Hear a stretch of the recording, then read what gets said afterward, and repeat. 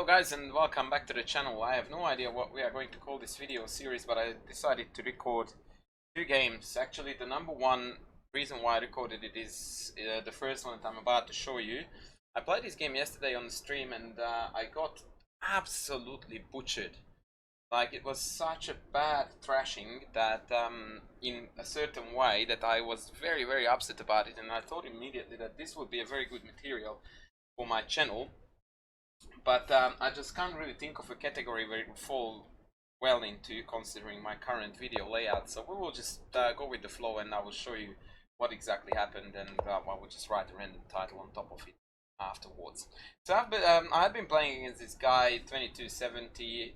I was nearing 2500, and yeah, I lost the game or two even, and then I started playing on a tilt, and yeah, this game happened that was really a very annoying and stupid loss.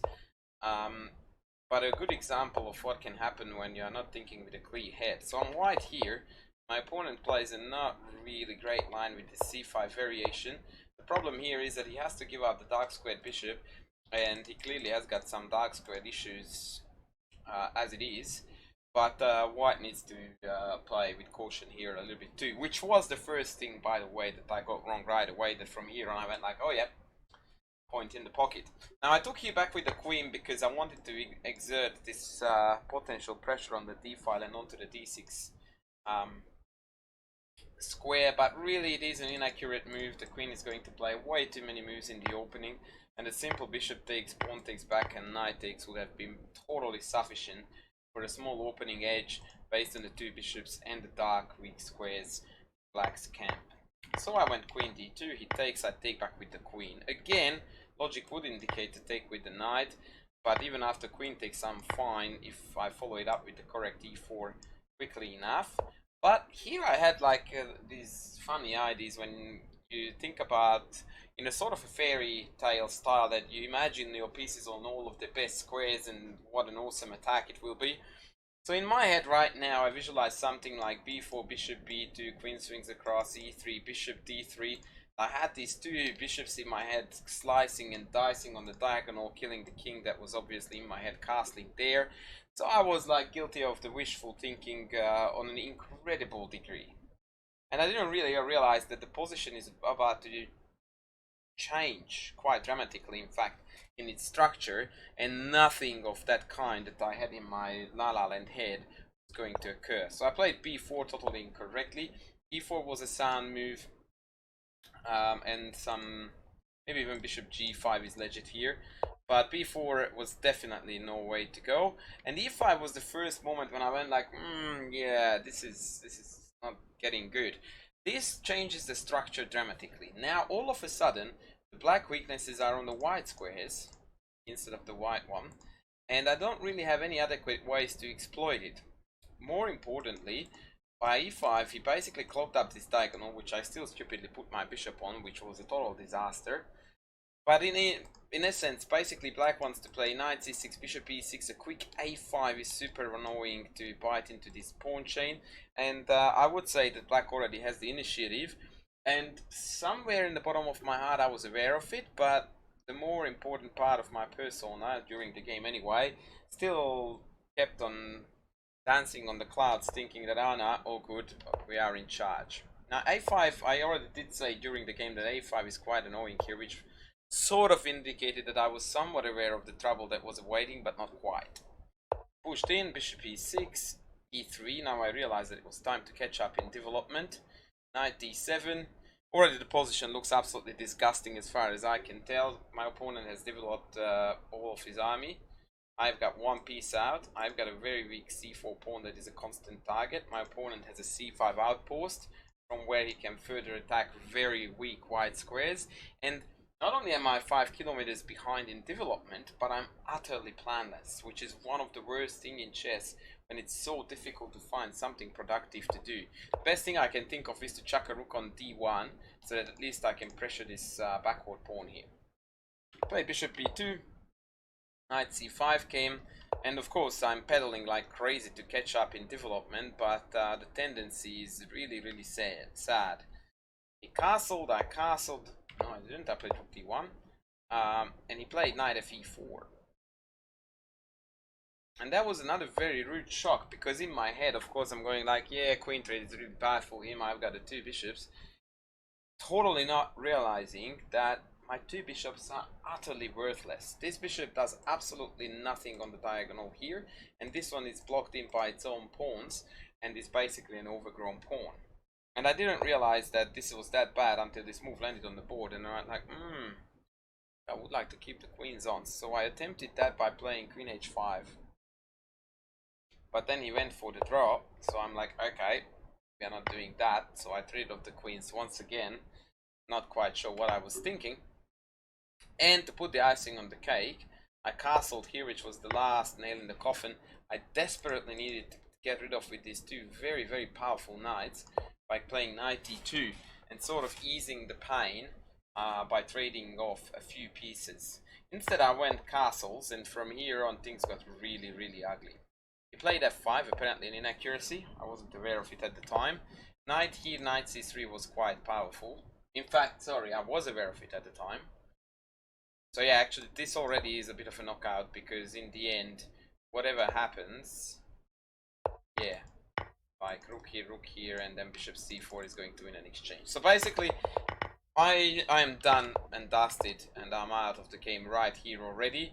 A beautiful triumph for Black's strategy of conquering weak squares, developing very nicely and logically, and exploiting all the shortcomings of my play from the very beginning. Like, I have to say that from this point on, Black's play was flawless, and I just kept on not responding to the changing trend in the game, and that was really, really terrible. So yeah, from here on he played a really good game, and this was probably my only chance right here to play knight e2 and somewhat bounce back, or at least claim that I'm still in this game. Because now if knight takes, rook takes, then this seems tenable. Because now it's not that easy for black to exploit the weak pawn here. I mean, he can go here, I can go here. Rook c8, I can castle, bring the rook in. This looks like I can make something happen. But here after f5, I drop the bishop back to a1 to avoid this with the tempo. And then I totally missed knight b3. Which basically is nothing flash or major, it's just that it announces that sometimes this is on. And also at the same time, this is on. So here I was shuffling back and forth, and after rook c8 I just looked at this position, and I was so utterly disgusted with myself and what I've done to myself that I actually resigned this game right here, right now, which many of you would probably find very premature, but considering the fact that I by force am losing this pawn, and then the rooks are penetrating on the c file, and I still can't move a muscle, it was just so upsetting that I went like, nah, I'm not doing this anymore. In fact, nothing says more about the position than the fact that according to the computer, the best white move here is knight e1 that loses the exchange by force, like so. Like, if that's the best one can do, then I don't think anyone can legitimately blame me for a premature resignation. But yeah, I was so spectacularly outplayed, and the worst part of it was that I just didn't pick up the hints on the way, which normally does happen, but of course it was a 3-minute game, so sometimes it's a little bit iffy to respond on time to the changing trends. But it was a very, very nicely played game by my opponent, and I gave him all the right moves. Give you an ultimate demonstration, but even when your arm is developed, if it's planless and there is nothing behind it, then it can fall apart like this. Like, you know, optically the only problem with my position is its backward pawn, but it's good enough to completely kill me. Now, me wouldn't be me if I didn't chuck in a game that I actually won. That was today's stream, and I was playing against some of my viewers, and then this 2400 rated guy came along, very nice dude by the way, yeah, so we played a game that started off with this French line that I quite enjoy playing against. And by the way, in stark contrast to the previous opening, this is a good demonstration to see how much easier it is to play open structures rather than semi-closed and closed ones, especially with very limited time. Like here I played this whole entire game completely on gut feelings -1 point, where I actually had to calculate, and it went really, really swimmingly well. Bishop d7 was played here by my opponent, and this is a bad mistake here. Once again, Typical example of claiming that, oh, I'm developing, but the reality is that this is not developing the bishop at all. It's still a really poorly placed piece, placed piece, but now I can attack it and in fact create some juicy threats down here and here. So he had to watch out a little bit, and the other thing that made it even worse was that after castles, bishop g5, adding a little bit of more fuel to the fire, would have been even more deadly, because now I'm threatening to take and take. Bishop drop back after castles, this position with the rook coming down here, looking down onto that bishop is just deadly.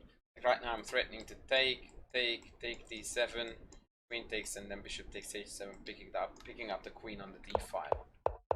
So in order to prevent that, he played h6, but again, this is a non-developing move, and that's a bit of a problem. I played bishop d2. I'm not sure if this is best. According to the computer, castles was better, but there was no way in my head I would ever castle kingside in this structure when I have an open d file. But I didn't want to put the bishop here because it steps into mostly into knight d5, although that can be strongly met by that on occasion, so I'm not sure.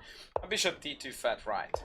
He played rook c8. Again, I felt like, it's not doing it, buddy. Your king is still stuck in the middle. You're not doing any pressure and damage to me here. I castled, and he played queen b6. Now, this is a stock standard move in this variation, and the idea is not really to attack f2, but to play bishop d4, hitting the knight and creating a mate threat down here. But sadly for him, it was already too little too late, because he violated a very important chess principle, and that is king safety and not leaving the king in the middle. And I went about exploiting it by take, and bishop b5. Now this pin is deadly. Now I'm threatening to take, and then bishop a5 check, picking up the queen. So he had to defend the knight, and now I simply played bishop c3. Very often is the case in this line when the bishop is on d2 that it gets to c3, slicing and dicing along the diagonal. And by doing so, I also opened up the d file, so now my opponent can't castle. So recognizing that, he went for king e7, which was probably the best he could do. And at this point, I used the vast majority of my time, and I nearly fell into a bit of a time trouble, but eventually I worked out what I thought was to be the best. I actually took on d7 twice, and then I took on g7. According to the computer, this was a little bit of a mistake. But I'm still not convinced, because I think that after this it's just a forced win. The idea was, okay, he fell into a trick, fair enough. So here he should have played rook d8, and then he would only be a rook down and dead lost. But he played rook g8, which fell into my intention, which was queen g4. Now this is a very counterintuitive move, and in fact the computer claims it's bad, but given that I'm totally winning after it, I'm gonna go with it. Computer wants me to play queen e5, which probably is indeed a cleaner win, because that is threatening with bishop check and mate on d8. My plan was to simply win the exchange by giving here a check, which my opponent allowed me to do. In this position, instead of taking and then allowing me to take and then trying to survive the unsurvivable, he went to king f8, guarding his rook, and that allowed me to spectacularly finish that game and this video as well by the super cool check on b4. And if the queen gets taken, then it's mate on e8. King goes there, then it's mate on e7. So very, very pretty queen sacrifice in the end. Mop up the game. Two very, very stark contrasted games, I would say, because one was played along very, very bad principles, the other one was played along the correct principles. So this is when I shine, and the previous one is, that actually happens way too often for my liking, is when I really go down very, very badly. So it's not very often that I post games where I lose on this channel, so it was time to humble up and do that a bit too. I hope you guys enjoyed it, and I'll be back with more soon. Thanks, bye!